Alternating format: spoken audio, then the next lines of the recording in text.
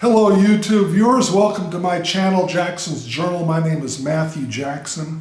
Today is June 3rd, 2020, and I want to talk about my perspective on the killing of George Floyd by police officer Derek Chauvin back on May 25th. That was a Monday. Very horrific and gruesome scene. Watching a guy die like that because he had a police officer put his knee on his neck and choked him with the pressure of his weight on his neck while he was already apprehended, already detained, already in handcuffs. Okay, they weren't trying to arrest him. He was already arrested. He was already detained. All right, he wasn't resisting arrest. This happened in broad freaking daylight. People watching, saying, stop, stop, you're hurting him. And of course, George Floyd himself was begging for his life.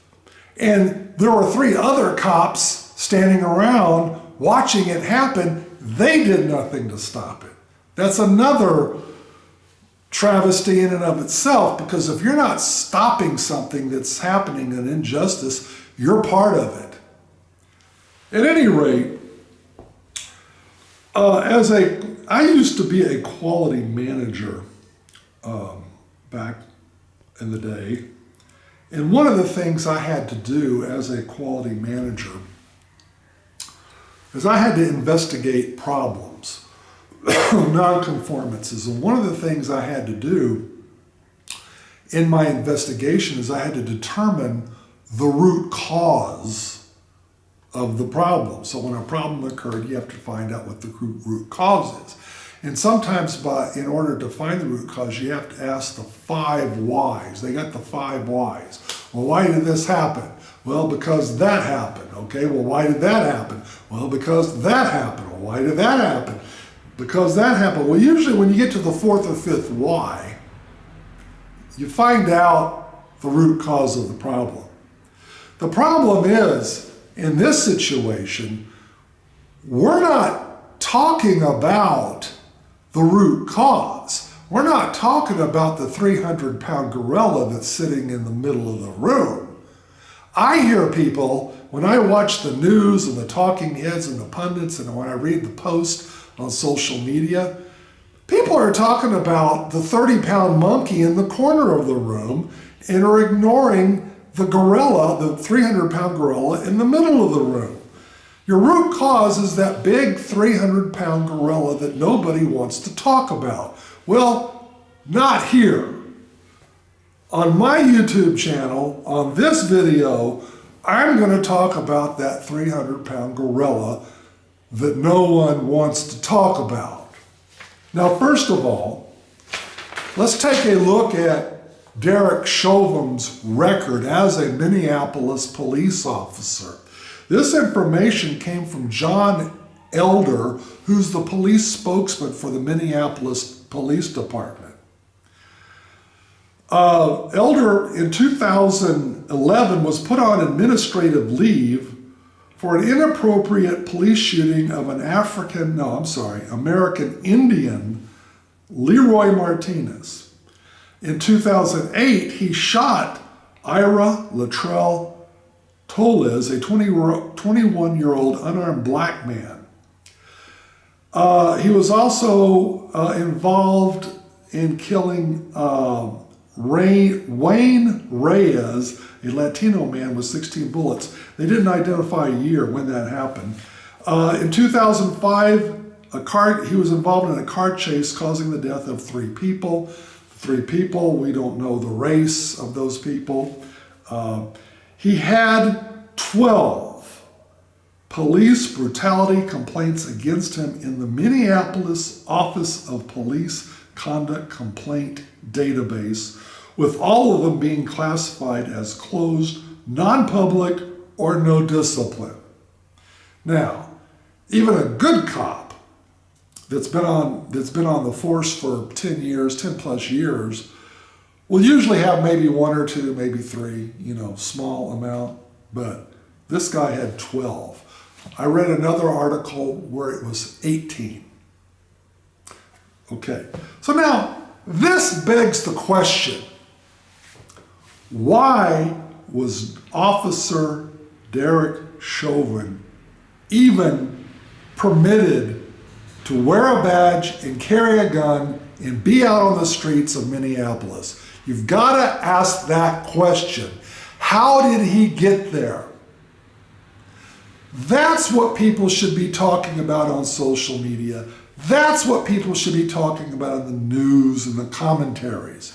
How did this guy, because obviously if everything on here is true, I don't have any reason to believe it wouldn't be if it came from the Minnesota Police Department spokesman. This guy was a bad guy. You give a bad guy a gun and a badge, you've got a bad cop. So he has a well-documented history of police brutality against non-white individuals.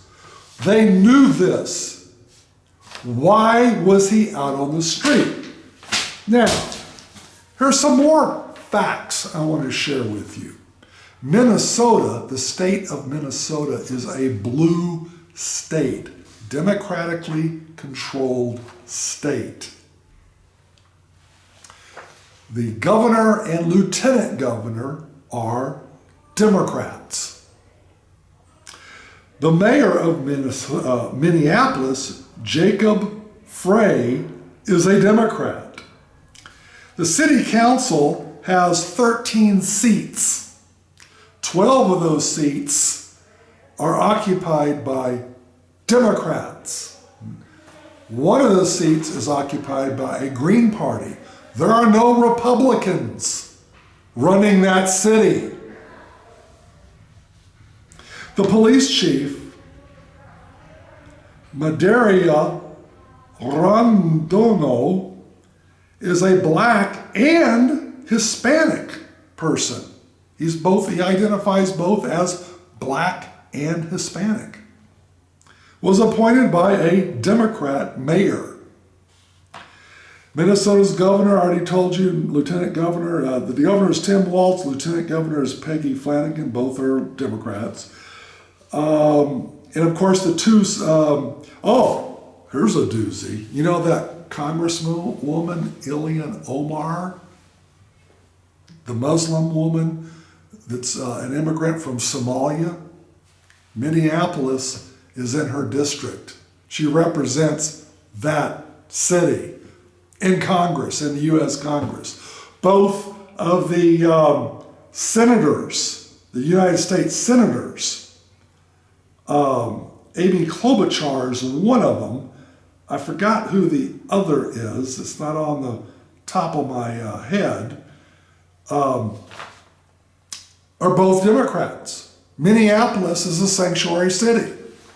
All right? So this is a very blue region of Minnesota. Now let me give you, here's the electoral map of Minnesota in the 2016 election.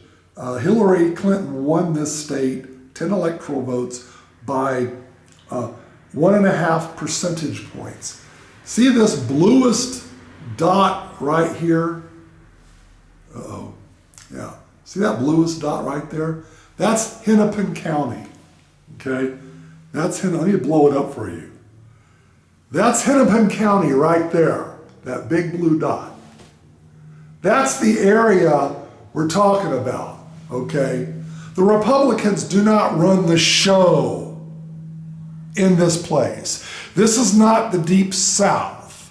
This is not Selma, Alabama. This is not Sheriff Bull O'Connor. Okay?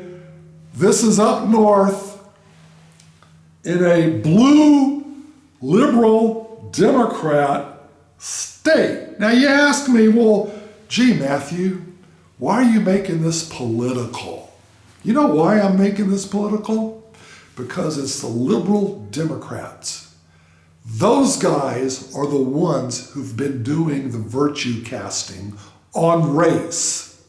They're the ones who've always said, hey, we're for the oppressed, we're for the downtrodden, we're for the people of color.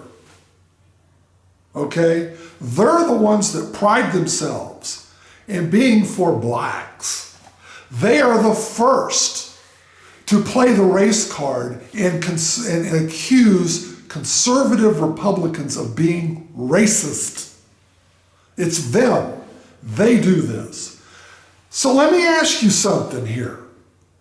If they're so in love with blacks and they want to help the oppressed and the downtrodden, how did their system, their police administrative system, allow a policeman who had a well-documented track record of oppressing minorities, if you want to call them that, people of color, if you want to call them that, non-whites, whatever. How did this system, controlled by liberal Democrats, permit this guy with a badge and a gun to go out on the street? Are they that spineless against the police union? Did the police union protect this guy and say, you can't take his job? Did they kowtow to the police unions? I don't know if they did. I don't know if the police unions protected Derek Chauvin's job in spite of his poor track record as an abusive, brutal cop. But these are the questions that we need to be asking. We don't need to be talking about white privilege, whatever that's supposed to mean, or systemic racism or institutionalized racism. Yeah, if you want to play the institutional card, okay, let's go with that.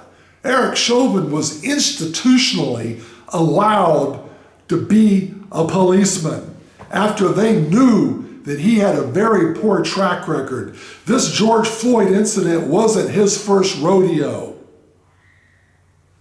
They knew better. Yet this system ran by liberal Democrats permitted this to happen.